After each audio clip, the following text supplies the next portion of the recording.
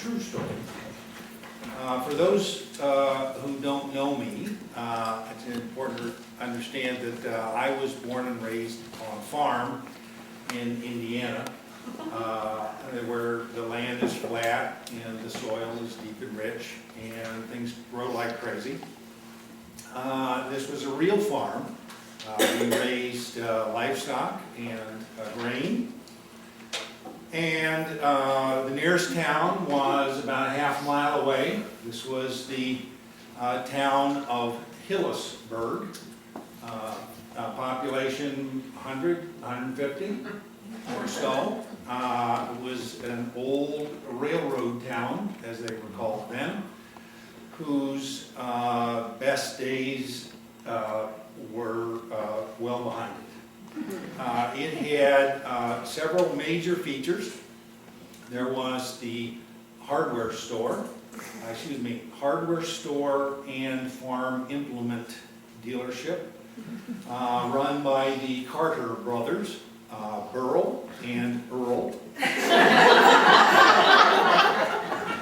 That's right, Earl and Burl Carter ran a hardware store.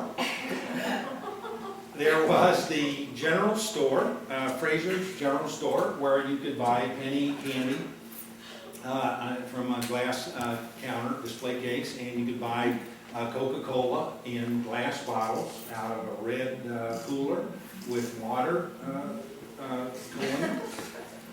And then there was the church. It was a Methodist church where people assembled every week on Sunday to listen to the preacher tell them that if they didn't change their ways, they were all going to hell. And in fact, even if they did, they may go to hell anyway.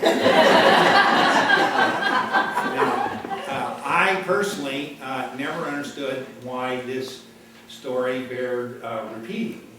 For me, hearing that once or twice seemed plenty, but people came back week on week and that's the way that was. Then there was my mother on the home front. My mother, a marvelous person, and let the record show, she just a month ago celebrated her 92nd birthday. Bless her heart. Still sharp as a tack, still full of vinegar. And back then she was a major force. Suffice to say, she ran the household. Marvelous woman, had a terrific sense of humor, marvelous sense of adventure, and she projected onto her kids an unconditional love, a kind of unconditional love that left us all with the courage to explore the world free of fear. There was a sense that no matter how badly you screwed up, you could always go home. Again, that was a wonderful thing.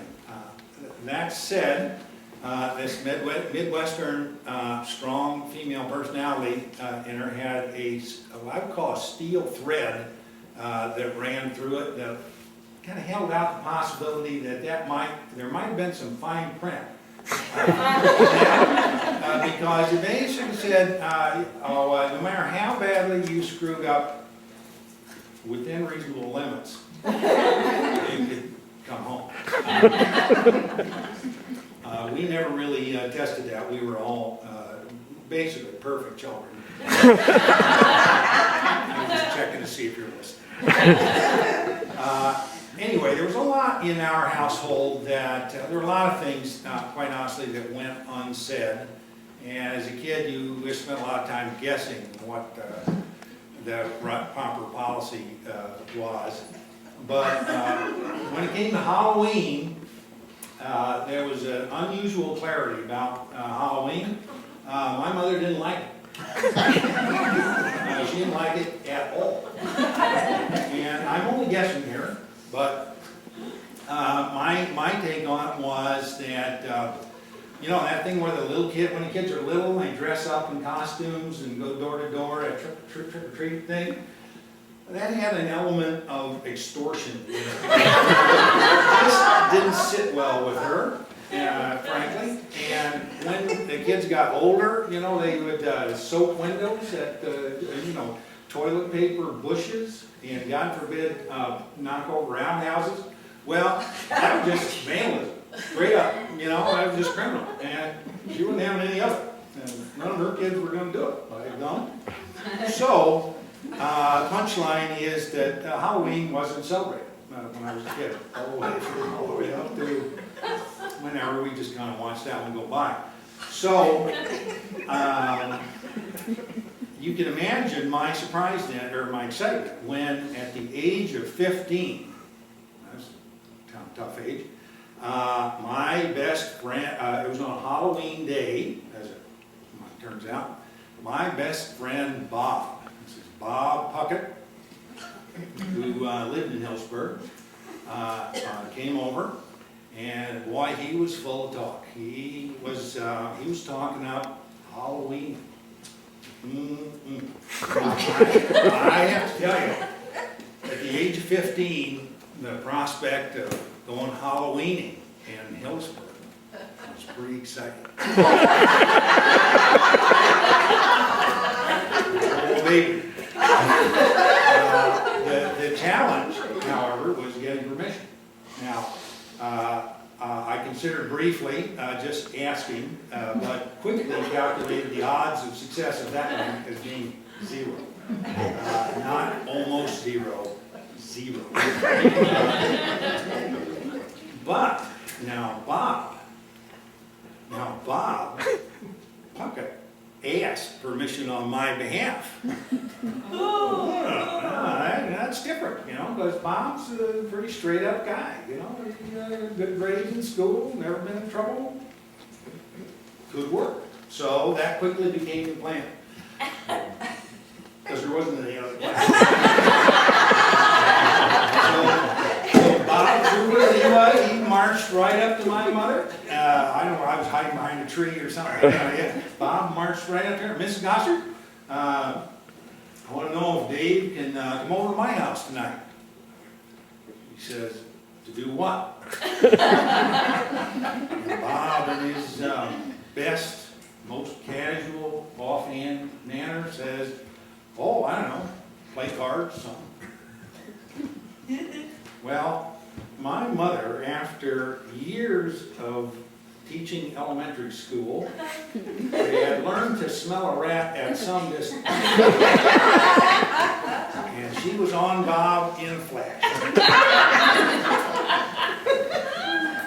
I hope you're not thinking about Halloween. If you are, the answer is no. Oh, no, ma'am. No, ma'am, we're not thinking of Halloween. Bob, I want you to look at me and tell me you're not going Halloween. Bless his heart, Bob looked her right in the eye and said, no, ma'am, we're not doing any Halloween. And she looked at him with a glare of the look that could only be described as, well, deeply suspicious. But there's nothing to be said, and so she agreed, and we were off like a shot. I still prefer to think that Bob simply misspoke.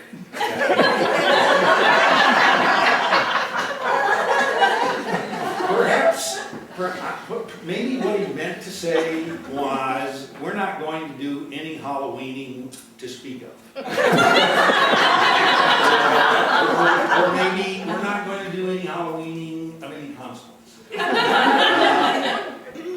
But be that as it may, in the cold, clear light of dawn, the town of Hillsburg was abuzz. In the middle of the night, someone put an abandoned sofa on the very top of Carter's hardware store. Well, they do it. And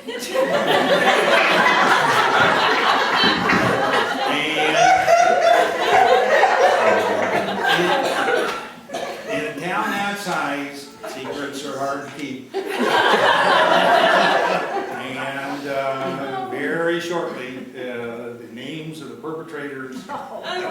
became known. It was Bob Puckett, and it was Claire and Anita Gossard's oldest boy, Dave. And,